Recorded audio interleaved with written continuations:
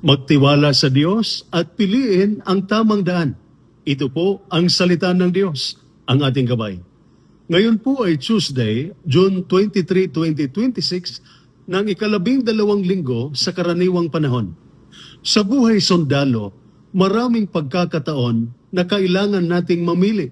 May madaling gawin at may tamang gawin. May madaling gawin at may tamang gawin. May komportableng desisyon at may tamang desisyon. May daang mabilis, ngunit delikado, at may daang mahirap, ngunit ligtas. Ang isang mahusay na sundalo ay hindi basta sumunod sa pinakamadaling ruta. Pinipili niya ang rutang magdadala sa kanya at sa kanyang tropa ng ligtas sa misyon. Ganito rin ang buhay Kristiyano. Hindi palaging madali ang tamang daan.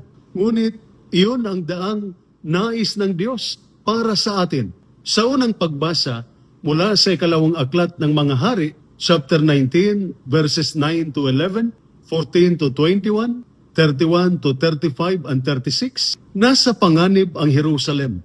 Napapalibutan sila ng makapangyarihang hukbo ng Assyria. Sa mata ng tao, tila wala silang laban. Parang isang maliit na unit na napaligiran ng mas malaking puwersa ng kalaban. Ngunit may ginawa si Haring Hezekias na dapat nating tularan. Hindi siya nagpatalo sa takot. Hindi siya nagpadaig sa pangamba. Hindi siya nagpanik. Sa halip, lumapit siya sa Diyos. Inilatag niya sa Panginoon ang kanyang problema at nananalangin. At ang Diyos ang kumilos para sa kanila. Sa ating mga sundalo, kapag may problema ang pamilya, sa kalusugan, sa trabaho, o sa misyon, ano ang una nating ginagawa? Minsan, nag-alala tayo agad. Minsan, na-stress agad tayo. Minsan, hindi tayo makatulog sa kakaisip.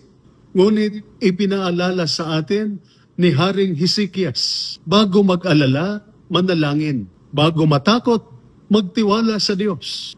Hindi lahat ng laban ay napapanalo sa lakas ng tao. May mga laban na napapanalo lamang sa pamamagitan ng pananampalataya.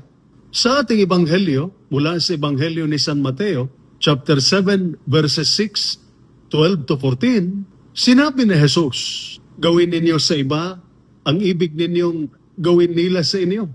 Napakasimple, ngunit napakalalim. Kung gusto mong respetuhin ka ng iyong commander, respetuhin mo rin ang iyong mga kasamahan. Kung gusto mong maging patas sa iyo ang iba, maging patas ka rin sa kanila. Kung gusto mong patawarin ka kapag nagkamali ka, matuto ka rin magpatawad. Pagkatapos ay sinabi ni Jesus, pumasok kayo sa makipot na pintuan. Mga kapatid, sa military training, alam natin na walang shortcut para maging mahusay na sundalo. Kailangan ang disiplina, sakripisyo, pagtitiis. Ganito rin sa buhay espiritual. Madaling magsinungaling para makalusot. Madaling magbigay daan sa korupsyon. Madaling gumaya sa mali. Madaling sumabay sa karamihan. Ngunit ang daan ni Kristo ay makipot. Ito ang daan ng katapatan. Daan ng integridad. Daan ng disiplina. Daan ng pananampalataya. Mga kapatid, ang tunay na pagsubok ng isang sundalo ay hindi lamang kung paano siya lumaban sa kalaban. Ang tunay na pagsubok ay kung paano siya nananatiling tapat sa Diyos kahit walang nakakakita. Madaling maging mabuti kapag may nakatingin. Ngunit ang tunay na integridad ay paggawa ng tama kahit walang nakakakita. Kapag may problema, tularan si Haring Hezekias. Lumapit sa Diyos. Kapag may tukso, piliin ang tamang landas. Kapag may mahirap na desisyon, huwag piliin ang pinakamadali. Piliin ang tama.